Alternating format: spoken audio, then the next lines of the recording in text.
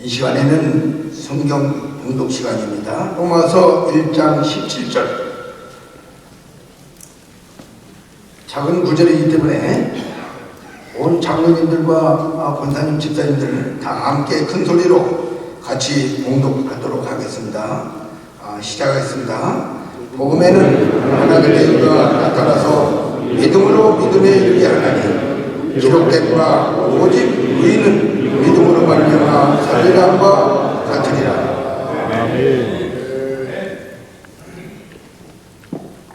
이 시간 의인의 삶이라는 제목을 가지고 정경 회장님이시며 경북노회 영안교회에서 섬기시는 전장대 장로님께서 은혜의 삶이라는 제목으로 말씀을 전하시겠습니다.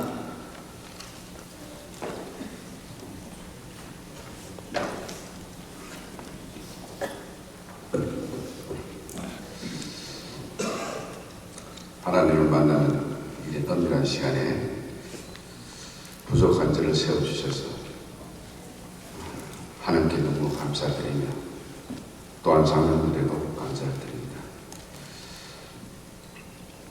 참 이 시간에는 참 목사님들의 귀한 말씀을 들어야 되는데 그 대신 이제 그냥 간단한 은혜 받았던 그런 작은 은혜들을 그냥 나누고자 합니다. 함께 기도해 주시고 오늘 저희가 복된 시간이 됐으면 합니다. 제가 학생들을 강의할 때는 참 이렇게 떨리지는 않았어요. 그런데 지금 굉장히 떨리고 두려워요. 이게 하나님 주신 마음인지 또 순전한 마음인지 잘 모르겠습니다만 그런 심정이에요. 그러나 분명히 하나님께서 오늘 주신 말씀이 있기에 여러분과 제가 함께 은혜 받는 복된 시간이 되지 않겠나 이런 생각이 듭니다. 그러다 보니까 마치 하나님 앞에서 심판받는 그런 기분이에요. 제가 한 5, 6개월 전에 있었던 일입니다. 출근해서 컴퓨터를 탁 켜려고 허리를 살짝 굽혔는데 하면서 허리를 꼼짝도 못 하는 게 그리고 허리도 펴지도 못했어요. 그래서 주위에서 깜짝 다 놀라고 있는 상황에서 응급 조치를 받아야 해서 정리에 갔죠. 정리에 들어가서 응급조치도 받고 또 여러 가지 방법을 취해서 좀처럼 정상적으로 회복되지는 않았습니다. 처음에는 응급조치하니까 금방 일어서서 다 나았다 싶었는데 이게 하루 지나고 나니까 고통이 점점 심해지는 거예요.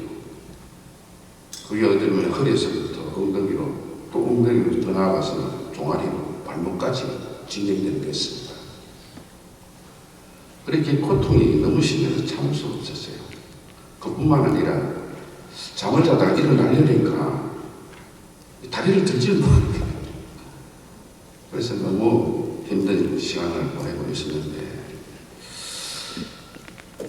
이런 고통 속에 있다 보니까 지속적으로 또 치료도 받아야 되고 또 재통 치료도 해야 되고 이런 병행하면서 일하다 보니까 주사도 맞고 또 약도 먹고 이러니까 너무 힘든 거예요. 그게 한 3, 4개월 지나가면서 계속 지속되었습니다. 저는 사실은 굉장히 건강한 체질이거든요. 내가 병원 생활을 한 3, 40년 했는데 이때까지 하면 병원 신세 한 1,500살이 아닌데 이렇게 아프고 들어가 보니까 너무나 힘든 거예요. 하나님께서 날 버리실까 싶기도 하고 하나님께서 정말 나에게 주신 이게 뭔가 하는 의미도 잘 모르겠고 이런 상황이었습니다. 그런 상황에서 참 있다 보니까 내 자신이 우울증도 생기는 것 같고 또 삶의 의욕도 떨어지고 사람 만나는 자체가 다 귀찮아지더라고요. 그러니까 심정이 뭘 가정이라면 모든 것을 포기하고 싶은 마음이 드는 거예요. 모든 게 다 괜찮다. 그저 다음날 쉬고 싶고 치료하는 자체도 귀찮고 이런 경우가 있었어요. 그래서 이런 상황에 제 마음에 이제 중요한 건 가장 힘들었던 부분입니다. 그거 힘들었던 부분은 뭐냐면 장로라는 직분을 가지기 힘들었어요. 이게 마음은 참 이게 생각이 아무것도 아니고 막 이렇게 강건한데 또 하나님께 섬기고 싶은 굴뚝 같은데 이 허리가 아프니까 교회 나가서 예배하는 것도 또 모든 게 다 힘든 거예요. 성도 보는 것도 자체도 힘들고 교회 가면은 첫째 제자리에 있잖아요. 그래 장로라니까 좀 앞에 가서 딱 앉아 은혜스럽게 받아야 되는데 뒤에서도 벌써 그래야 되는 거예요.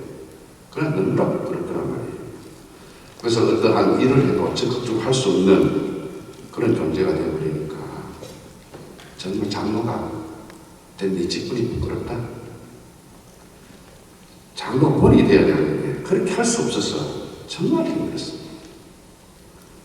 그래 이렇게 힘들게 되다 보니까 제 마음속에 떠오르는 게 있었습니다.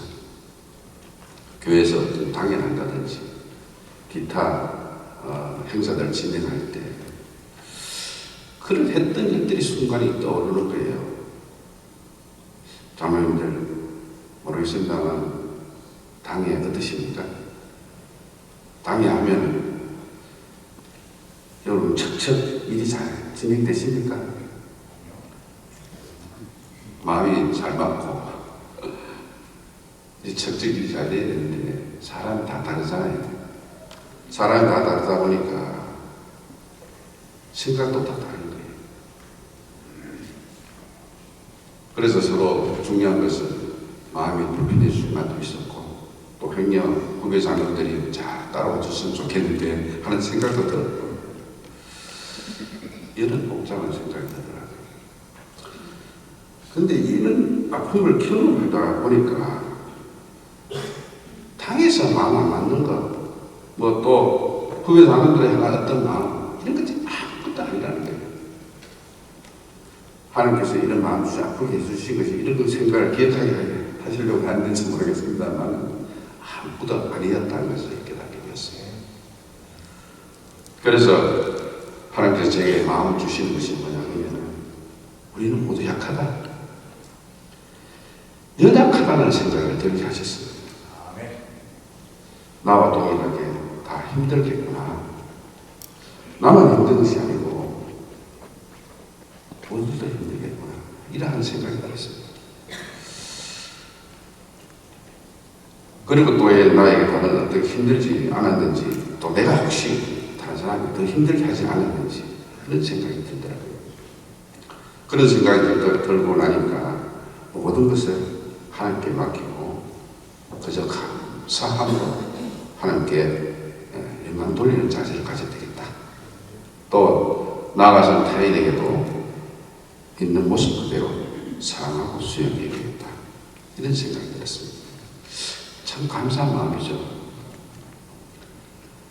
종양 장로님들께서 당회하실 때 힘드신 줄 압니다. 그뿐 아니라 노예총회뿐 아니라 기타 교회 선교님들도 많이 힘드신 줄 압니다. 이 아침에 저에게 말씀하신 하나님께서 동일하게 우리 장로님들에게 말씀해 주시기 믿습니다.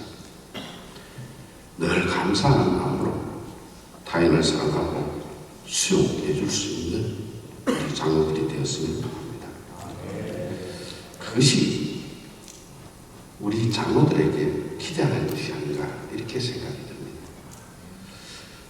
또 한 가지 이제 하나님께서 저에게 더 깨닫게 해주신 것이 있었는데 제가 갑자기 다치다 보니까 그 시점에 제 아내가 셋째 손주 이제 출산 때문에 미국 가 있는 상황이 있었어요.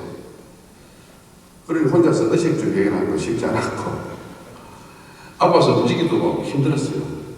그리고 누구의 도움도 필요했는데 도움도 줄 사람도 없고 그래서 2달 동안 미국 가 있으니까 아무것도 할 수 없는 거예요. 그러니 제가 하나님께서 물으시는 것 같더라고요. 야, 너 안에 있으면 잘 살 수 있겠나? 이렇게 물으시는 것 같더라고요. 그때 하나님께서 질문하시는 것 같은 제 마음에 어떤 게 들었냐면 야, 갑자기 하나님께 내가 납작들일 수밖에 없는 거잖아요.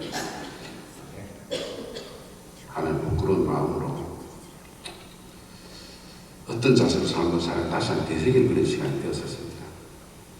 사실 이 자리에서 제가 경상도 남자인 제가 이런 말 하는 건 참 부끄럽습니다만 하나님께서 돕는 배필을 주신 아내잖아요. 이 아내가 없으면 아무도 할 수 없다는 것을 깨닫게 됐어요. 이때까지 모든 것을 제가 다 하는 줄 알았고 내가 다 하는 줄 알았어요. 그런데 아내 없으면 저는 아무것도 아니다. 그 기쁜 깨달음을 그때 순간 알게 되었습니다. 에베소서 5장 장면도 잘 아시면 25절 말씀에 남편들아 아내 사랑하기를 그리스도 교회를 사랑하고 그 교회를 위하여 자신을 주심같이 하라고 하셨습니다. 어리석게도 이제 겨우 이걸 말씀 깨닫게 되었습니다. 너무 부끄럽지만 아픈 허리를 붙잡고 주께서 하신 말씀대로 아내를 소중히 여기고 잘 도와주고 사랑해야겠구나 다짐되었어요. 제가 이런 말을 하는 게 참 설교 시간 아닙니까? 이런 말씀을 하는 것이 참 기적입니다.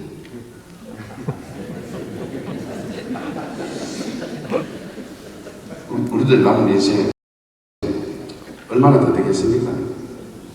아내를 사랑하기도 모자리는 그런 시간 아니겠습니까? 물론 여기 계신 장로님들께서는 저보다 더 힘든 질환들을 이미 겪고 계셨고 이미 아내를 내 몸과 같이 사랑하고 계시고 성도들 또한 이해하며 사랑하고 섬기고 계시지만 부족한 저를 통해서 다시 한번 상기하는 그런 시간이 되었으면 합니다. 하나님께서 나의 곁에 두신 사랑하라고 하신 아내 가족 성도들 모두 더욱 사랑하시기를 기도합니다.